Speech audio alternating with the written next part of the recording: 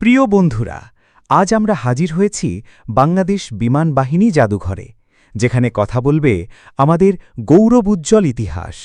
এখানে আছে সেই সব দুঃসাহসী যোদ্ধাদের ব্যবহৃত যুদ্ধবিমান, হেলিকপ্টার এবং বোমার সংগ্রহ, যা দিয়ে আমাদের বীর মুক্তিযোদ্ধারা শত্রুপক্ষকে প্রতিরোধ করেছিলেন।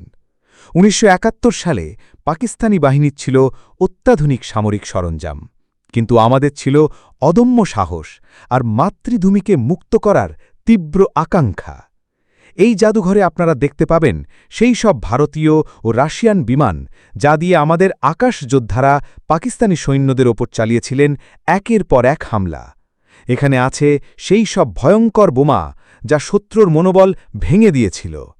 এই জাদুঘরে রাখা প্রতিটি বস্তু আমাদের মনে করিয়ে দেয়, স্বাধীনতা কোনো সহজ প্রাপ্তি ছিল না। ৯০,০০০ পাকিস্তানি সেনার আত্মসমর্পণ কোনো আকস্মিক ঘটনা নয়, বরং মাসের পর মাস ধরে চলা তীব্র লড়াই আর আত্মত্যাগের ফসল। শিক্ষার্থী বন্ধুদের জন্য এই জাদুঘর যেন এক জীবন্ত পাঠশালা।